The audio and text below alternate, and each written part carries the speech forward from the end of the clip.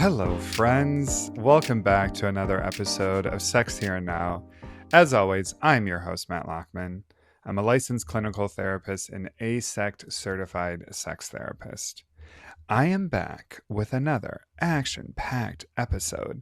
This one focusing on phrases I hate when it comes to sex. And in fact, it's just really two phrases: sex feeling natural or sex feeling organic.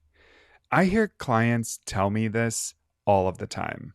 Matt, I just want things to feel natural or organic when it comes to sex. Why can't this happen? Well, dear listener, I'll tell you why. Because nothing with sex is natural or organic besides our sexual orientation and our gender.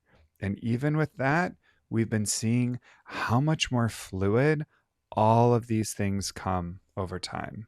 Everything else, learned. Every single part of it.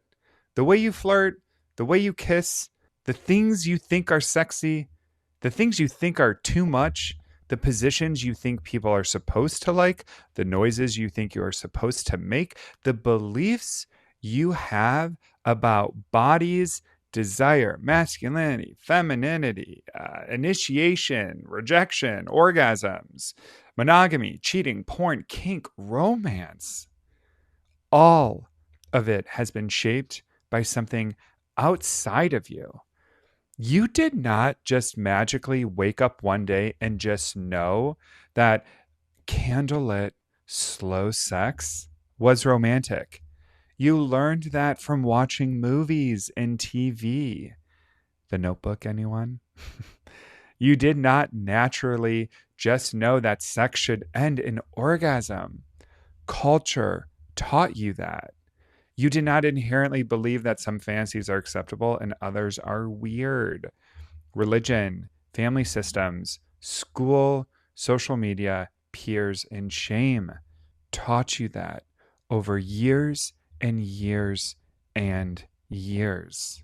And honestly, this is why so many people struggle sexually, because they are chasing this fantasy version of what they think is natural. They think if sex takes communication, planning, effort, awkwardness, reassurance, or practice, then something must be wrong. No, Barbara, nothing is wrong. That is literally how humans learn. We are relational creatures, you and I. We learn through observation, through messaging and experimentation, reinforcement and embarrassment, connection and repetition. That is not failure. That is being a person. Quick pause because I want to thank today's sponsor, Uberlube.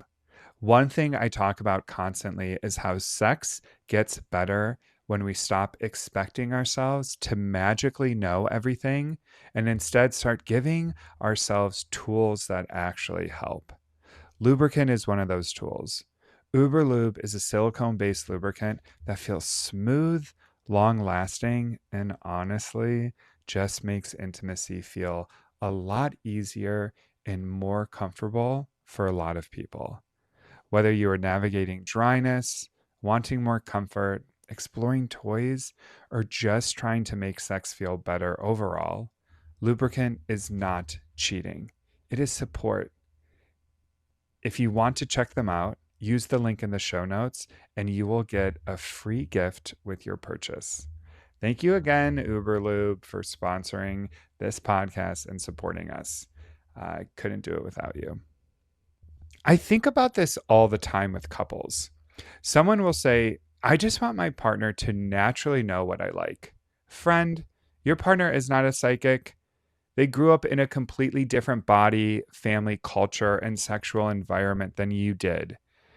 Maybe one person learned sex was playful and expressive, while the other learned sex was shameful and silent. Maybe one learned touch meant love, while the other learned touch meant pressure. Of course, there's going to be friction there. And the idea that good sex should just happen organically honestly sets so many people up to fail. Some of the healthiest sexual relationships I see involve intentional conversations, scheduling intimacy, trying things, debriefing afterwards, saying, hey, I liked this, or can we slow down? Saying, actually, I think I want to explore this fantasy. None of that is unsexy to me, and I don't want it to be unsexy for you.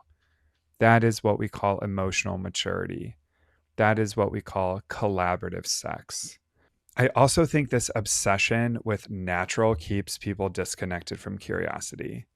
Because if you believe desire should just magically appear, then you stop exploring, you stop learning, you stop asking questions. But sexuality evolves throughout our lives. The body changes, your stress changes, your relationships change, your interests change. The sex you liked at 22 may not be the sex you like at 42. That is not dysfunction, that is just being alive. So maybe instead of asking, why doesn't sex feel natural? Maybe the better question is, what have I learned about sex? And do I actually want to keep carrying those lessons? Because some of those lessons are helping you connect more deeply to yourself and others. And some of them, well, honestly, they are just shame wearing a fancy little outfit pretending to be truth. Sex Here and Now is written and recorded by me, Matt Lockman. For more resources, education, or support, you can find me on all social platforms at Cleveland Sex Therapy. Thanks for being here, and as always, stay curious.